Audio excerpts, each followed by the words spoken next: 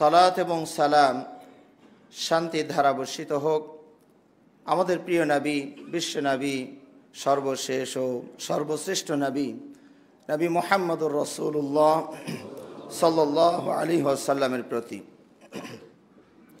সমবেত সম্মানিত মুসলিমবৃন্দ, আজকের এই পবিত্র খুতবায় আমি আপনাদের সামনে যে বিষয় নিয়ে আলোচনা করার ইচ্ছা পোষণ করি সেটি হচ্ছে মাহে রমাদান উত্তম আচরণের পয়গাম।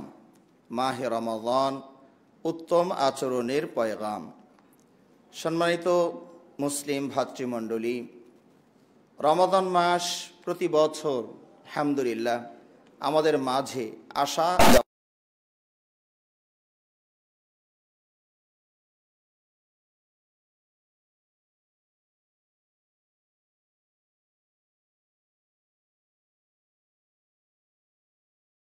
আমরা কে কে প্রয়োগ করতে পারি এখানেই বিষয়টি প্রশ্নবিদ্ধ হয়ে যায়। রমাদানে আমাদের চলাফেরা, ওঠা বসা সব কিছুতে যেমন একটা নিয়ন্ত্রণ আসে আলহামদুলিল্লাহ, কিন্তু রমাদানের পরেই দেখা যায় আমাদের সেই আবার লাগামহীন জীবন ফিরে আসে। তাহলে রমাদানের যে উদ্দেশ্যটা ছিল সেটি কি আমরা বাস্তবায়ন করতে পারলাম? রমাদানের যে মাফহুম, বুঝটা, সেটা কি ছিল? এবং রমাদানের নামকরণ থেকেও একটি বিষয় উপলব্ধি করা যায় যে রমাদান শব্দটি আরবি রমজুন শব্দ থেকে এসেছে। এই রমজুন শব্দের অর্থ হচ্ছে জ্বালানো, পোড়ানো। এর একাধিক নামকরণের কারণ পাওয়া যাবে। তার মধ্যে হতে একটি যে আরব দেশের মানুষ যখন মাসের নামগুলো নামকরণ করে তখন এই রমাদান মাসে ছিল প্রখর খরতাপ, রোদ ছিল, সব কিছু যেন এই মাসটা যেন পুড়ে সারখার হয়ে যাচ্ছে। তখন তারা এই মাসটার নাম রেখেছিল জ্বালানো পোড়ানোর মাস। এই একটা মাস 30টা দিন মানে দগ্ধ হওয়ার মাস।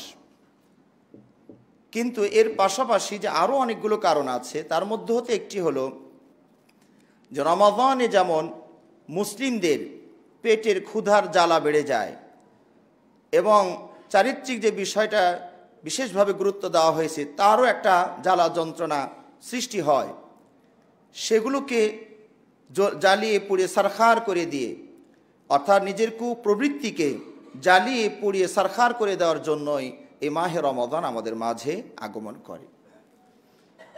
এখানে এই রমাদান মাসের মূল যে বিষয় সেটা হচ্ছে সিয়াম। সিয়ামের যে বুঝটা আমরা সামাজিকভাবে গ্রহণ করেছি সেটি হচ্ছে একটি অসম্পূর্ণ বুঝ। আমরা শুধু মনে করেছি যে খানা পিনা আর বিশেষ অঙ্গের সংরক্ষণ একটা মুহূর্ত, একটা সময়, তাহলেই আমাদের সিয়ামটা হয়ে যাচ্ছে। কিন্তু সিয়াম মানে শুধু এইটুকুই তো নয়। আল্লাহ নবী সাল্লাল্লাহু আলাইহি ওয়াসাল্লাম তো আরও এর সাথে সংযোজন করেছেন।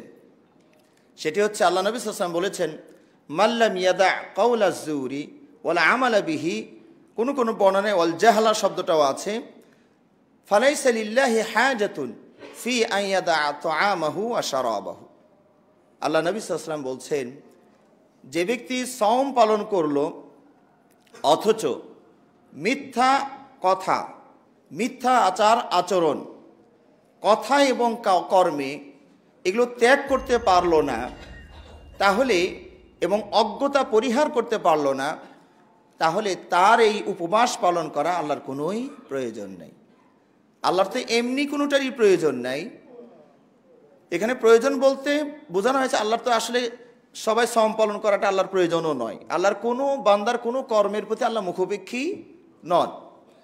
কিন্তু কথা প্রসঙ্গে বলা হয়েছে যে আল্লাহর কোনো প্রয়োজন নাই, আসলে তো প্রয়োজন নাই। তার মানে এই কর্মটা আপনি যে শুধু খানা পিনা আর এই যে অঙ্গের সংরক্ষণ করলেন একটি মাত্র অঙ্গের, এতে করে সিয়াম যথেষ্ট হয় না। এর প্রতিদান পাওয়ার জন্য আরও যে কিছু করা দরকার ছিল সেটা এখনও আমরা করতে পারছি না। তাহলে এই সিয়াম মানে শুধু ওই বিশেষ কয়েকটি বস্তু পরিহার করা নয়, বরং সিয়ামের প্রভাবটা আপনার সর্বাঙ্গে প্রকাশ পেতে হবে। সেটা কিভাবে? আপনার হাত আপনার নিয়ন্ত্রণে চলে আসবে, আপনার চোখ আপনার নিয়ন্ত্রণে আনতে হবে, আপনার কান, এভাবে সর্বাঙ্গ মন সহ নিজেকে অন্যায় অপকর্ম থেকে বিরত রাখার মনোভাব তৈরি করতে হবে। একটি প্রশিক্ষণ ক্যাম্পে আপনি ভর্তি হলেন ইংলিশ স্পোকেন কোর্সে, একটা মাস পার হয়ে গেল কিন্তু আপনি ইংরেজি কিছুই বলতে পারছেন না, তাহলে এই কোর্সে ভর্তি হওয়া তো পুরোটাই বৃথা, সময় নষ্ট, অর্থ নষ্ট হয়েছে। তো ঠিক রমাদান মাস আমাদের একটা ক্যাম্পের মাস, একটা মাস আমরা এখানে প্রশিক্ষণ নেওয়ার জন্য এখানে ভর্তি হই, কিন্তু সেই রমজান চলে যাওয়ার পরেও যদি আমাদের গতিমতি যা তাই থেকে যায়, তাহলে তো এই রমাদানে ভর্তি হয়ে আমাদের তেমন কোনো সুবিধা আমরা নিতে পারিনি। সুতরাং সিয়ামের যে মূল প্রতিপাদ্য বিষয় সেটা হচ্ছে আপনার সর্বাঙ্গে সওম পালন করাতে হবে। শুধু নির্দিষ্ট যে অঙ্গগুলোর কথা আপনারা জানেন সেগুলো নয়, পুরো শরীরটাকে আপনাকে সওমের আওতায় নিয়ে আসতে হবে। এবং এই সিয়ামের সাথে সংশ্লিষ্ট যে আরেকটি বিষয় আছে, একটার সাথে দেখবেন কত সুন্দর অভূতপূর্ব মিল আছে। সিয়ামের যে লক্ষ্য এবং উদ্দেশ্য, আল্লাহ রাব্বুল আলামিন কি বলেছিলেন? কুতিবা আলাইকুমুস সিয়াম ইয়া আইয়ুহাল্লাযীনা আমানু কুতিবা আলাইকুমুস সিয়াম কামা কুতিবা আলাল্লাযীনা মিন ক্বাবলিকুম। লক্ষ্য উদ্দেশ্য হচ্ছে কি লাআল্লাকুম তাত্তাকুন। এই লাআল্লাকুম তাত্তাকুন, তাহলে অবশ্যই তোমরা মুত্তাকি হতে পারবে। এই তাকওয়া মানে কি? তাকওয়া মানেই হচ্ছে আল্লাহ রাব্বুল আলামিন যে সকল কর্ম করতে আদেশ করেছেন সেগুলো বাস্তবায়ন করা, এবং আল্লাহ রাব্বুল আলামিন যে সকল কর্ম করতে মানা করেছেন সেগুলো থেকে বিরত থাকা। এর মাধ্যমে জাহান্নাম তথা আল্লাহর আযাব হতে আপনার মাঝে একটা পার্টিশন, অন্তরায় সৃষ্টি করা। এই তাকওয়া আল্লাহ নবী সাল্লাল্লাহু আলাইহি ওয়াসাল্লাম কি বলেছেন? আত-তাকওয়া হা হুনা, কলবের দিকে ইশারা করে 3 বার বলেছেন আত-তাকওয়া হা হুনা, আত-তাকওয়া হা হুনা, আত-তাকওয়া হা হুনা। কলব হচ্ছে তাকওয়ার থাকার জায়গা। তার মানে কি? এবার খেয়াল করুন, কলবের সাথে কলবকে থাকার জায়গা বলা হলো কেন? আরেকটি হাদিস এখানে যোগ করলে পরিষ্কার হয়ে যাবে আপনাদের সামনে। আল্লাহ নবী সাল্লাল্লাহু আলাইহি ওয়াসাল্লাম বলেছেন, আলা ওয়া ইন্না ফিল জাসাদি মুদগা ইযা সালাহাত সালাহাল জাসাদু কুল্লু ওয়া ইযা ফাসাদাত ফাসাদাল জাসাদু কুল্লু আলা ওয়া হিয়াল কলবু। আল্লাহ নবী সাল্লাল্লাহু আলাইহি ওয়াসাল্লাম বলছেন, শরীরের অনেকগুলো অঙ্গ প্রত্যঙ্গের মধ্য হতে একটি অঙ্গ প্রত্যঙ্গ গোস্তের টুকরা, সেই টুকরাটা যদি পরিপাটি হয়, পরিমার্জিত হয়, মানে বিশুদ্ধ হয়, সলে হয়, তাহলে পুরো শরীর সলে হয়ে যাবে, পুরো শরীর পরিপাটি হয়ে যাবে। আর যদি ওটা নষ্ট হয়ে যায় তাহলে সর্বাঙ্গই নষ্ট হয়ে যাবে। আর আল্লাহ নবী সাল্লাল্লাহু আলাইহি ওয়াসাল্লাম বলেন, আলা ওয়াহিয়া আল কলবু। দেখুন কি অভূতপূর্ব মিল। রমাদান থেকে শুরু করে সিয়াম, তাকওয়া, কলব, এই সব কিছুর মূল বিষয় হচ্ছে আপনার জীবনের মোড়কে ঘুরাতে হবে। আপনি আপনার জীবনকে নিয়ে যেভাবে ড্রাইভ করছেন, এই ড্রাইভে চলবে না। ইসলামের আলোকে, দ্বীনের আলোকে, স্রষ্টার বিধানের আলোকে নিজেকে ড্রাইভার বানাতে হবে, আর সেই অনুযায়ী নিজেকে ড্রাইভ করতে হবে। তো এই রমাদান মাসে বিশেষ করে অন্যান্য প্রায় 10টার মতো আপনারা অফার পাবেন, সেগুলো তো আছেই। অতিরিক্ত যে বিষয়টি এখানে আমরা দেখছি সেটা হলো রমাদান মাসেই উত্তম আচরণ, এটার গুরুত্ব নবী সাল্লাল্লাহু আলাইহি ওয়াসাল্লাম কত বেশি দিয়েছেন। আল্লাহ নবী সাল্লাল্লাহু আলাইহি ওয়াসাল্লাম বলেছেন, কাম মিন সাইমিন লাইসা মিন সিয়ামিহি ইল্লা যামাউ। কত সায়েম আছেন, উপবাস পালনকারী আছেন, যেই উপবাস থেকে তার তৃষ্ণার কষ্ট ছাড়া আর কিছুই অর্জিত হয় না। হাদিসগুলো অনেক ভালোভাবে লক্ষ্য করতে হবে, খেয়াল করতে হবে। আল্লাহ নবী সাল্লাল্লাহু আলাইহি ওয়াসাল্লাম বলছেন, ওয়াকাম মিন সাইমিন, কত রোজাদার আছেন, সিয়াম পালনকারী আছেন, এই সিয়াম দ্বারা তিনি কিছুই লাভবান হতে পারেন না, শুধু ওই সুবে সাদিক থেকে নিয়ে সূর্যাস্ত পর্যন্ত পিপাসা আর ক্ষুধার জ্বালাই তিনি সহ্য করেছেন, কোনো ফায়দা হয়নি। ওয়াকাম মিন কিয়ামিন লাইসা মিন কিয়ামিহি ইল্লা সাহারু, আর কত রাত্রি জেগে জেগে ইবাদতকারী আছেন, তাহাজ্জুদ পড়ছেন, কষ্ট করছেন, কিন্তু জীবনের মোড় চেঞ্জ না হওয়ার কারণে আল্লাহ নবী সাল্লাল্লাহু আলাইহি ওয়াসাল্লাম বলছেন উনি দাঁড়িয়ে থেকে রাত্রি জাগাটাই তার সর্বস্ব হয়ে গেল, এর ফলাফল কিছু পাওয়া যাবে না। আল্লাহ নবী সাল্লাল্লাহু আলাইহি ওয়াসাল্লাম এই সিয়ামকে বলেছেন আসিয়ামু জুন্নাতুন, পরস্পরের সাথে কত রিলেটেড, সম্পৃক্ত, সংশ্লিষ্টতা খেয়াল করুন। আল্লাহ নবী সাল্লাল্লাহু আলাইহি ওয়াসাল্লাম বলছেন আসিয়ামু জুন্নাতুন, সিয়াম হচ্ছে ঢাল স্বরূপ। সিয়াম হচ্ছে ঢাল স্বরূপ। ঢাল মানে কি? ওই যে দাঙ্গা পুলিশের হাতে দেখবেন একটা ঢাল থাকে, অস্ত্র তো আছেই, প্রতিপক্ষের আঘাত যেন সেই পাটকেলটা কমপক্ষে যেন ঠেকাইতে পারে, বুলেটের গুলি যেন ঠেকাইতে পারে, এজন্য সামনে একটা ঢাল ব্যবহার করে। তো আল্লাহ নবী সাল্লাল্লাহু আলাইহি ওয়াসাল্লাম বলছেন সিয়াম ও জুন্নাতুন, সিয়াম হচ্ছে সে ঢাল। মানে কি? সিয়াম যখন আপনি আপনার শরীরে ব্যবহার করবেন, তাহলে সে অনেক অনৈতিক কাজ, অবৈধ কাজ সেটা থেকে আপনার দেখে নিয়ে আসতে দিবেন। এটা একটা গুলির মতো, এটা আপনাকে ধ্বংস করবে, ইহকালে হোক আর পরকালে হোক, এটা আপনাকে ক্ষতি করবে। তা আপনি যখন সিয়াম নামক ঢাল ব্যবহার করবেন, কোনো অনিয়ম আপনার কাছে আসতে পারবে না। এবং এই অনিয়ম প্রতিরোধের মাধ্যমেই আপনি আল্লাহর আযাবকেও প্রতিরোধ করতে পারছেন। এটা আমাদের নিজের সক্ষমতা, যোগ্যতা নয়, আল্লাহর সিস্টেমই এটা, যে আপনি যদি কষ্ট করে এই অবলম্বন করেন, আল্লাহর আযাব আপনার কাছে আসবে না, ওটাও আল্লাহরই ব্যবস্থাপনা। এর মানে আবার এটা যেন কেউ না বোঝে যে আমরা কি আল্লাহর আযাবকে ঠেকাইতে পারি না, এটা কোশ্চিন কালেও আমরা পারি না বলেই তো আল্লাহর পরামর্শ নিতে হয় যে আযাব আসে, এটা ঠেকাবো কি করে। আল্লাহ যেটা পরামর্শ দিবেন সেইটা ব্যবস্থা নিলে ওটা আযাবটা প্রতিহত হবে। আল্লাহ নবী সাল্লাল্লাহু আলাইহি ওয়াসাল্লাম এই রমাদান মাসে আরো সুন্দর সুন্দর কথা বলেছেন। ওয়াইদা কানা সাওমু ইয়াউমি আহাদিকুম ফালা ইয়ারফুস ওয়ালা ইয়াসখাব ফাইন সাবাহু আহাদুন আও কাতালাহু ফালিয়াকুল ইন্নী ইমরুন সাইম। আল্লাহ নবী সাল্লাল্লাহু আলাইহি ওয়াসাল্লাম বলছেন যে তোমাদের কেউ যখন রমাদানের সম অবস্থায় থাকবে, সেই সময় কেউ যদি তোমাকে বকা দেয়, গালি দেয়, তাহলে সে যেন বলে আমি রোজাদার। কিন্তু আমাদের সমাজের অবস্থা হলো, যখন রমজান ছাড়াও কেউ রাগারাগি করে, তখন বলে কি ওর রোজা লাগছে। মানে বিষয়টা আল্লাহ নবী সাল্লাল্লাহু আলাইহি ওয়াসাল্লাম যেভাবে তুলে ধরলেন, পুরো উল্টো বুঝ আমরা নিয়ে নিলাম। সওম মানুষের রাগকে দমাবে, প্রতিশোধ প্রবণতাকে কমিয়ে নিয়ে আসবে।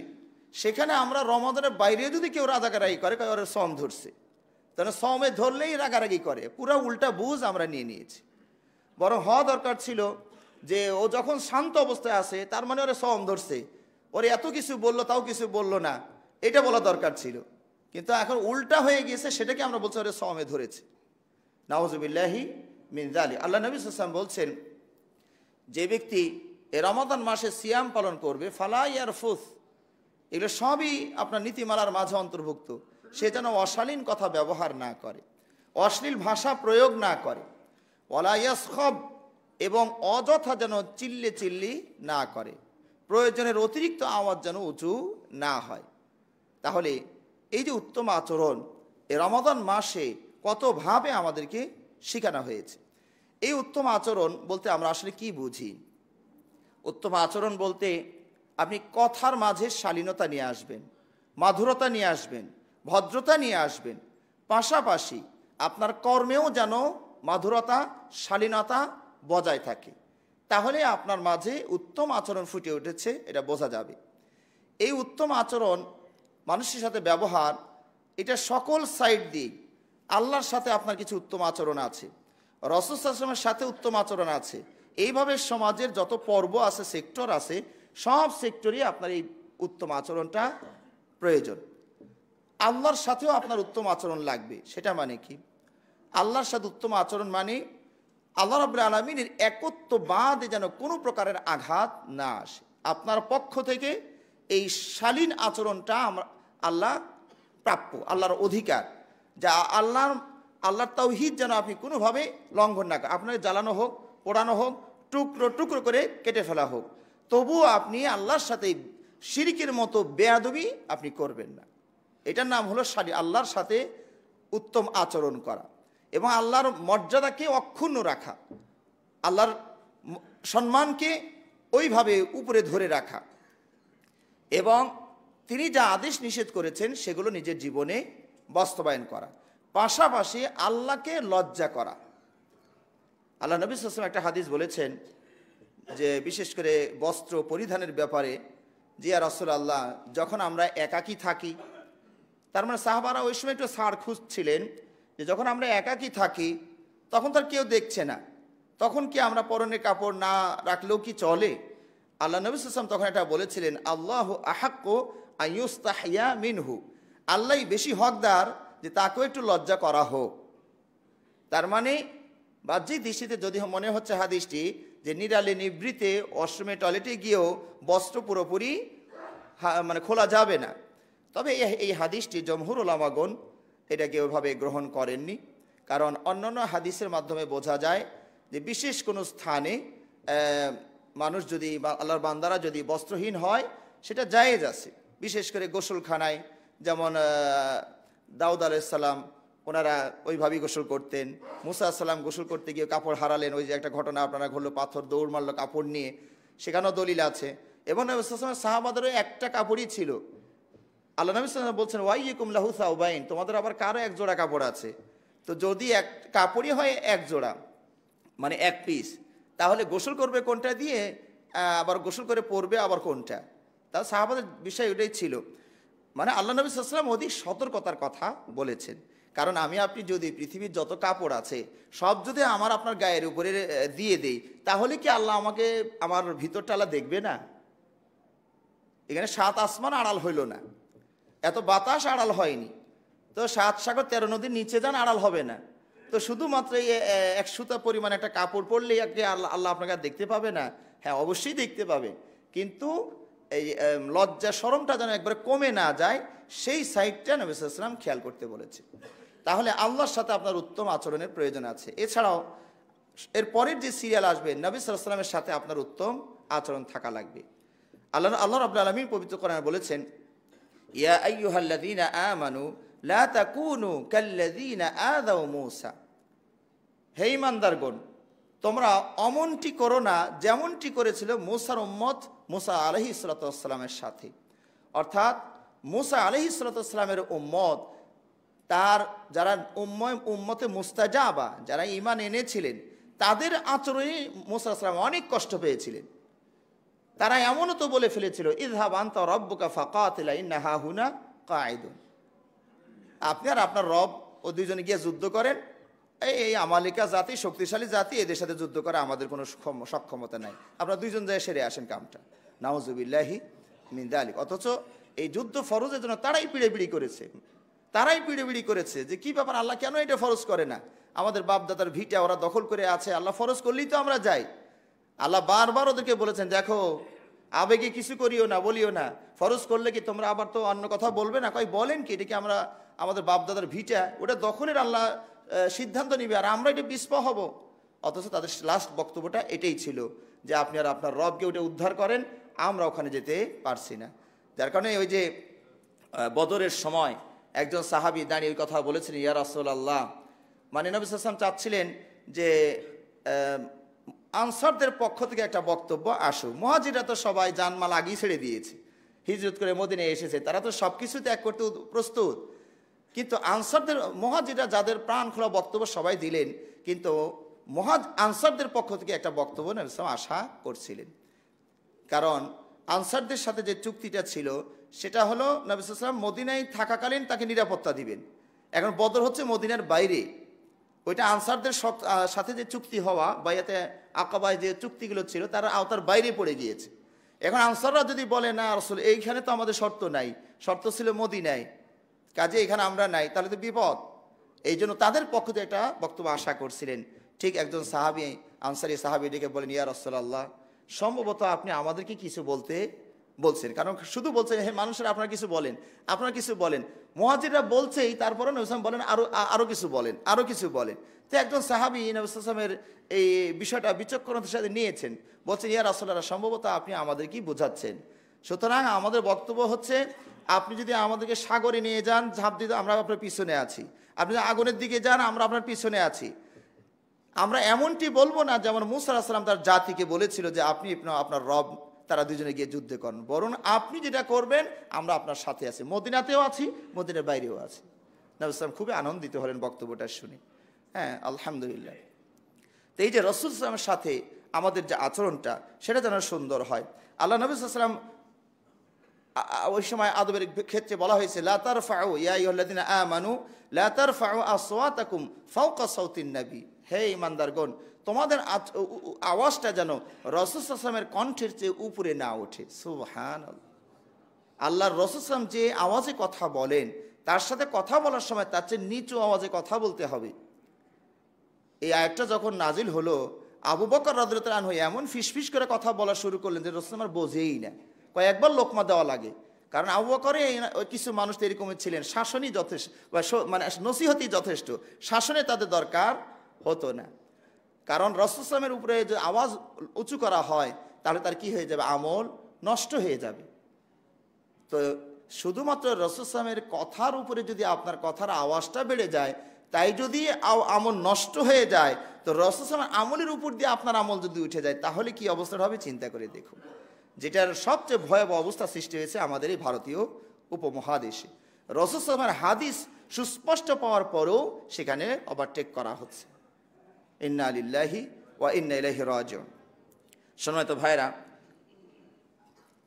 এছাড়াও উত্তম আচরণের ক্ষেত্রে আপনার এই আল্লাহ এবং তার রসুলের পরে সর্বপ্রথম যিনি সিরিয়ালে এসে যান তিনি হচ্ছেন বাবা এবং মা।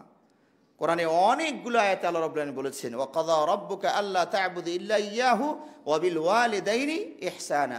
বাবা মার সাথে উত্তম আচরণ করবেন মানে কি, বাবা মার যে দৈনন্দিন যা প্রয়োজন আছে সেটা আপনি তাদেরকে মেটানোর জন্য আপনার সাধ্য অনুযায়ী সর্বোচ্চ চেষ্টা করবেন। তাদের কোনো আচরণে কষ্ট পেলে, আপনি কষ্ট পেয়েছেন, সেই ক্ষেত্রে আপনাকে আল্লাহ কি পরামর্শ দিয়েছেন, ফালা তাকুল্লাহুমা উফিউ ওয়ালা তানহারহুমা। তাদের কোনো আচরণে কষ্ট পেলে, বৃদ্ধ হয়ে গিয়েছে, আগের মতো বুঝ শক্তি নাই, একটা জায়গায় একটা বলে ফেলছে, আপনি শুনেছেন, ধৈর্য ধারণ করতে হবে। একটু উফ ইস এই জাতীয় কথাও বলার অনুমতি আল্লাহ দেয়নি। এছাড়াও ওয়ালা তানহারহুমা, ধমক তো দেওয়াই যাবে না, এখানে মায়ের কথা আল্লাহ উল্লেখ করেননি। আল্লাহ রাব্বুল আলামিন শুধু দুটো কথা বলেছেন, মার দিবা না আর আফিস ইস এগুলো কিছু বলবা না, মারের কথাই বলেননি। কারণ জাহিলি যুগেও বাবা মার গায়ে কেউ হাত তুলতে পারে, ওই জাহিলি যুগের মানুষদেরও এই অনুভূতি ছিল না, ওরা জানতো না যেটা কেমনে হয়। বরং সেই জাহিলি যুগের মানুষগুলো আল্লাহ নবী সাল্লাল্লাহু আলাইহি ওয়াসাল্লাম যখন বললেন লা তাসুব্বা আবাকুম, তোমাদের বাবাদেরকে তোমরা বকা দিও না, বাবা মাদেরকে বকা দিও না, তখন ওই সাহাবারাই যারা এইমাত্র জাহিলি যুগ থেকে এসেছেন তারাই বলেন ইয়া রাসূলুল্লাহ ওহাল ইয়াসুব্বু আহাদুন আবাহু, কেউ কি তার বাবা মাকে বকা দেয়? তার মানে তারা তো এইটুকু বলতে পারতেন ইয়া রাসূলুল্লাহ এটা তো আমাদের আগের পর্বের কথা, আগের টার্মের কথা, ওই টার্মে আমরা একটু দিতাম বকাঝকা, এই ইসলামের যুগে কি কেউ এটা করে? তারা পুরোটাই না করে দিয়েছেন।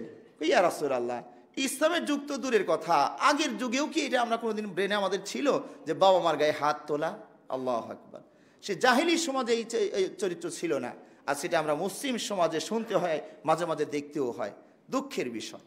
সুতরাং এই যে উত্তম আচরণ, যেটা সবচেয়ে বেশি হকদারকে আল্লাহ এবং তার রসুলের পরে সিরিয়াল যদি কাউকে করেন তাহলে বাবা এবং মা। যার কারণে আল্লাহ নবী সাল্লাল্লাহু আলাইহি ওয়াসাল্লাম বলেছেন, সাহাবী যখন জিজ্ঞেস করলেন মান আহাক্কুন নাসি বিহুসনি সাহাবাতি, আমার উত্তম ব্যবহার পাওয়ার সবচেয়ে বেশি হকদারকে, আল্লাহ নবী সাল্লাল্লাহু আলাইহি ওয়াসাল্লাম পর 3 বার সিরিয়াল অনুযায়ী মার কথাই বলেছে, মা মা। কিন্তু বাস্তবে দেখুন তো, আমরা মুসলিম হিসাবে অন্য বন্ধুর সাথে যখন কথা বলছি কত মাধুরতা, ভিতরে মাধুরতা নাই, তারপরেও কৃত্রিমতা দিয়ে ওখানে মিষ্টি ভরপুর করে ফেলছি। কিন্তু বাবা মার সাথে কথা বলার সময় কেন যেন হঠাৎ করে মেজাজটা কড়া হয়ে যাচ্ছে, রেগে যাচ্ছে। এই যে শয়তান ওই যে আপনাকে এইভাবে আপনাকে আসল বাড়ি থেকে সরানোর চেষ্টা করছে। তো এই রমাদান মাসে আমরা তো আগেই বলেছি উত্তম আচরণের কোনো মৌসুম নাই, উত্তম আচরণের কোনো সিজন নাই, কোনো স্থান নাই, এটা সর্বকালের সর্বস্থানে প্রযোজ্য। তবে কখনো কখনো কোনো কোনো ক্ষেত্রে তার প্রয়োগটা বৃদ্ধি পাবে, কমানোর তো কোনো সুযোগই নাই। রমাদান আসলে এই উত্তম আচরণটা আরও কি হবে, বেড়ে যাবে। ওই আগের যে হাদিসগুলো বলেছি ওগুলো আপনারা স্মরণ করলে বুঝতে পারবেন। এছাড়াও উত্তম ব্যবহার আরও হকদার হচ্ছে আপনার পরিবার। আল্লাহ নবী সাল্লাল্লাহু আলাইহি ওয়াসাল্লাম বলছেন খায়রুকুম লি আহলিহি, তোমাদের মাঝে সেই উত্তম যে পরিবারের কাছে সে উত্তম। পরিবার যদি বলে আমার স্বামী ভালো, তাহলে এই লোকটা ভালো। সারা বিশ্ব ভালো বলছে, পরিবার বলে যেটা ভালো না, তবে সেই পরিবারও যেন আবার ইসলামী আঙ্গিকে হয়। এখন পর্দা করতে বলে দেখো আমার স্বামী ভালো না, তাহলে তো আবার মুশকিল। হ্যাঁ, ওইটা আবার খেয়াল করবেন। তাহলে সব ক্ষেত্রে যদি খেয়াল করেন যে না আমার বিবি যদি ভালো বলে, তাহলে যেহেতু আমি বিবি ও যা বলে তাই শুনি, তাহলে তো আবার মুশকিল। সব নীতিমালা ব্যালেন্স করতে হবে। আল্লাহ নবী সাল্লাল্লাহু আলাইহি ওয়াসাল্লাম বলেছেন, লা তাআতা লি মাখলুকিন ফি মাসিয়াতিল খালিক, স্রষ্টার অবাধ্য হয়ে সৃষ্টির যুগের আনুগত্য করা যাবে না। আল্লাহ নবী সাল্লাল্লাহু আলাইহি ওয়াসাল্লাম স্ত্রীদের ব্যাপারে অনেক কথা বলেছেন, সেগুলো আপনারা হয়তো জেনে নেবেন। কোরআনেও আল্লাহ বলেছেন, ওয়া আশিরুহুন্না বিল মা'রুফ, তাদের সাথে ভালো আচরণ করো। ওয়ালা হুন্না মিসলুল্লাযী আলাইহিন্না বিল মা'রুফ, এখানে ভালো ব্যবহারের সমান অধিকার দিয়েছেন। ওনারও যা আপনারও তা, আপনি তার কাছে যতটুকু আশা করেন উনিও আপনার কাছে ততটুকু আশা করেন। একটু এক ধাপ পুরুষের জন্য আল্লাহ বেশি করে দিয়েছেন, ওয়ালির রিজাল আলাইহিন্না দারাজা, ভালো ব্যবহার পুরুষরা একটু বেশি পাবে, এই হালকা একটু বাড়িয়ে, একটা দরজা, একটা মর্তবা বাড়িয়ে দিয়েছেন। আল্লাহ নবী সাল্লাল্লাহু আলাইহি ওয়াসাল্লাম বলছেন, ওয়াস্তাউসু বিন নিসাই খায়রা, মেয়েদের সাথে তোমরা কল্যাণ কামনা করো। এই পরিবারের ভিতরেই আমাদের সন্তানও অন্তর্ভুক্ত। আজ সন্তানদের সাথে আমরা বাবারা বেশিরভাগই শাসনের অবস্থানে চলে যাই, যার কারণে সন্তানরা বেয়াড়া হয়ে যাচ্ছে বেশি। কারণ আদর সোহাগ অন্যদের কাছে পেলেও আমরা আমাদের বাবা মার কাছে তারা খুব একটা বেশি পাচ্ছে না। হ্যাঁ, তারপর হয়তো বলবেন কথাও যে শোনে না, যুগটাই হয়ে গিয়েছে এরকম। কয়েকদিন আগে আমি আরবের একজন শাইখকে পড়ে বক্তব্য শুনেছিলাম, তারবিয়াতুল আওলাদ, সন্তান প্রতিপালন যে এখন একটা চ্যালেঞ্জ হয়ে গিয়েছে, এটার উপরে অনেকগুলো বক্তব্য তাদের আছে। তারা বলছেন যে আমরা এখন যে যুগে আছি, ফেসবুকের যুগে আছি, ইন্টারনেটের যুগে আছি, মোবাইলের যুগে আছি, অ্যান্ড্রয়েড সেটের যুগে আছি, যে বিপদগুলো আগের উম্মতের মাঝে ছিল না।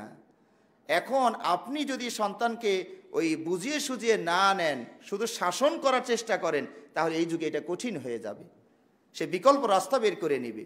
তো সুতরাং সন্তানদের সাথেও আমাদের আচরণের শালীনতা বজায় রাখতে হবে, কখনো যেন আমরা জালেম হিসাবে পরিণত না হই।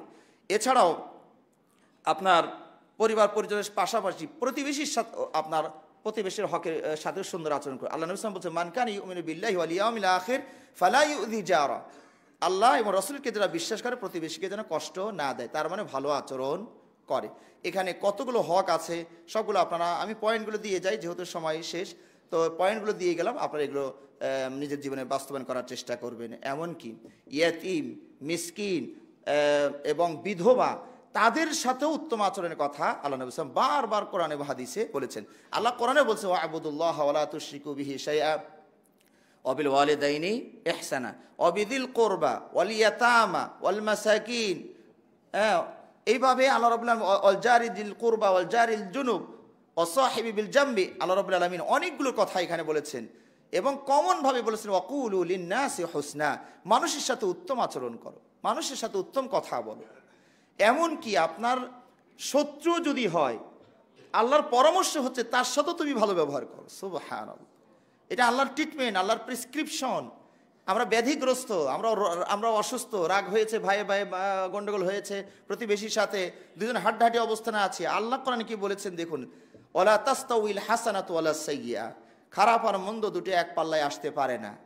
ইদফা বিল্লাতি হিয়া আহসান, তুমি উত্তমভাবে এটাকে প্রতিরোধ করো, ভালো আচরণ করো, শত্রু হোক তার সাথে ভালো আচরণ করার পরামর্শ আল্লাহ দিয়েছেন।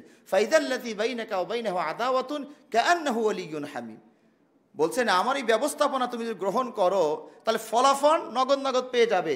দেখবে যে তোমার জীবনের চরম শত্রু ছিল সে তোমার পরম অন্তরঙ্গ বন্ধুতে পরিণত হবে। সুবহানাল্লাহ, সুবহানাল্লাহ। এমনকি সে যদি কাফিরও হয় তার সাথেও ইসলাম ভালো আচরণ করতে বলেছেন। তার সবচেয়ে বড় দলিল হলো মুসা আলাইহিসসালামকে যখন এবং হারুন আলাইহিসসালামকে যখন আল্লাহ ফিরআউনের কাছে পাঠালেন, ইযহাবা ইলা ফিরআউনা ইন্নাহু তাগা, যাও ফিরআউনের কাছে তোমরা দুজনে, সে সীমা লঙ্ঘন করেছে। পাপের কথা আল্লাহ উল্লেখ করেই বলেছে, ও ভালো মানুষ না। আমাদের ব্যাখ্যা যদি বলি একটু বেশি করে, তাহলে অর্থ হলে ও কিন্তু ভালো মানুষ না, দুষ্টের হাড্ডি একটা। তো ওই তগা মানে তো ওইটাই, ব্যাখ্যা তো আল্লাহ সংক্ষেপে বলে দিয়েছেন। এরপরে বলছেন কি, ফাকুলা লাহু কাওলান লাইয়িনা, তারপরেও সে অবাধ্য, চরম পাপিষ্ঠ, তারপরেও তার সাথে নরম নরম ভাষায় কথা বলিও। সুবহানাল্লাহ। এই জন্য একজন আলেম আমাদের পূর্ববর্তী একজন শাসককে বেশ জোরালোভাবে ধমকাচ্ছিলেন, শাসন করছিলেন। ওই সময় আলেমদের একটা প্রভাব ছিল। কথা শেষ হলে ওই শাসক বলেছিলেন যে, ওস্তাদ আপনি কি মুসার চেয়েও বেশি ভালো, আর আমি কি ফিরআউনের চেয়েও বেশি খারাপ? তা হবে কেন? ফেরাউন তো ইমানই ছিল না, আপনার তো ইমান আছে, আর আমি মুসা হই কি করে? মুসা তো নবুয়ত রসুল, আমি তো তা নয়। তাই যদি হয়ে থাকে তো আল্লাহ তো মুসাকেও ফেরাউনের সাথে একটা ভালো আচরণের কথা বলছিলেন, তা আপনি তো আমার সাথে উল্টাটাই করে ফেললেন। আল্লাহু আকবার।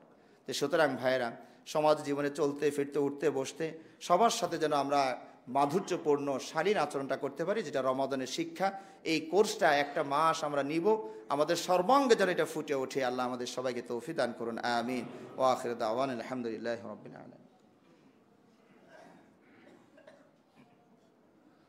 ইন্নাল হামদালিল্লাহি ওয়াহদাহু ওয়াসসালাতু ওয়াসসালামু আলা মান লা নাবিয়্যা বা'দা ওয়া আলা আলিহি ওয়া আসহাবিহি ওয়া মান তাবি'আহুম বিইহসানিন ইলা ইয়াউমিদ্দিন, আম্মা বা'দ। সম্মানিত দিনী ভাই সকল, মাঝে মাঝে সমাজে কিছু কিছু মানুষ নিজেদের খ্যাতি এবং যশ ছড়ানোর জন্য অথবা মুসলিমদের রক্তের পরীক্ষা নেওয়ার জন্য কিছু কিছু উস্কানিমূলক কথাবার্তা তারা ব্যবহার করেন।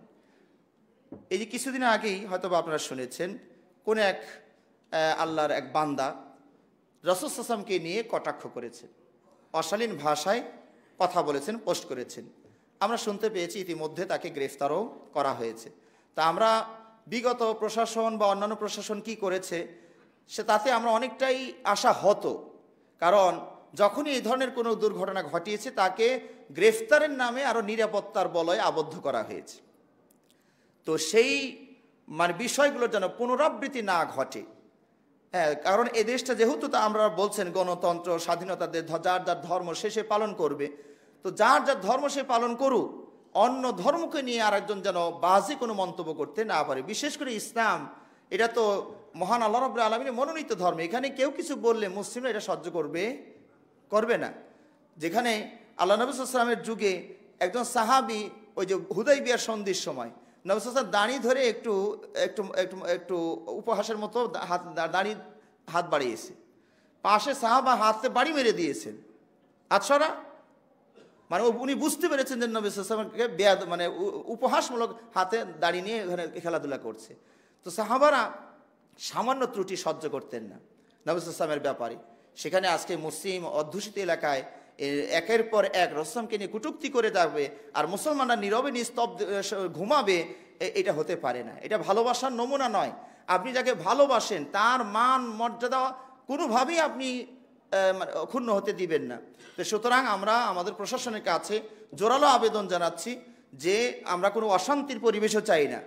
একটা দেশে আইন আছে, সুশৃঙ্খল পরিবেশ যেন বজায় থাকে, এই জাতীয় ঘটনার যেন পুনরাবৃত্তি না ঘটে, সেটার একটা সুরাহা হওয়া দরকার, সুব্যবস্থা নেওয়া দরকার এবং দৃষ্টান্তমূলক শাস্তির ব্যবস্থা করা দরকার। আল্লাহ আমাদের প্রশাসনকে তৌফিক দান করুন। পাশাপাশি গত রমাদানে আপনারা হয়তো শুনেছেন, গত টার্মে একজন র্যাব সদস্য আমাদের কোনো একজন ভাইয়ের জঙ্গি নাটক সাজিয়ে তাকে গ্রেফতার করে তার স্ত্রীকে সে অন্যায়ভাবে ব্যবহার করেছে। সেটাও ছিল রমাদান মাসে, তাও সম অবস্থায়। যে এই যে দেশের প্রশাসন যদি এই আচরণ করে তাহলে মানুষ বিশ্বাস করবে কি করে এই প্রশাসনকে? এই প্রশাসনকে বিশ্বাস করবে। আর প্রশাসনের যদি আস্থা জনগণের উঠে যায় তাহলে তো এখানে বিশৃঙ্খলা একটার পর একটা লেগেই থাকবে। তো সুতরাং এই ধরনের অপরাধ যারা করবে তাদের যেন দৃষ্টান্তমূলক শাস্তি হয়, যাতে করে অন্য অন্য প্রশাসনে থাকা লোকগুলো তারা শিক্ষা পেয়ে যায়। এবং আমি মনে করি একটা চূড়ান্ত এবং শিক্ষণীয় একটা দণ্ড তার হওয়া দরকার। আল্লাহ রাব্বুল আলামিন আমাদের সবাইকে এই বিষয়ে অ্যালার্ট থাকার সাহায্য করুন। পাশাপাশি প্রশাসনকে আমরা বলবো এই ব্যাপারে কঠোর হস্ত হওয়ার জন্য, যাতে করে এই অপরাধের পুনরাবৃত্তি না ঘটে। আল্লাহ তাদেরকে তৌফিক দান করুন, আমিন।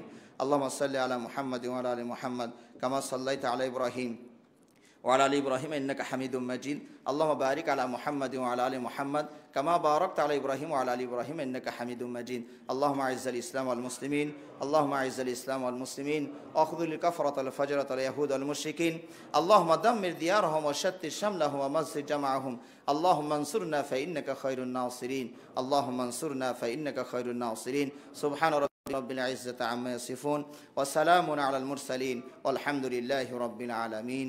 দাঁড়িয়ে কথা সোজা করুন।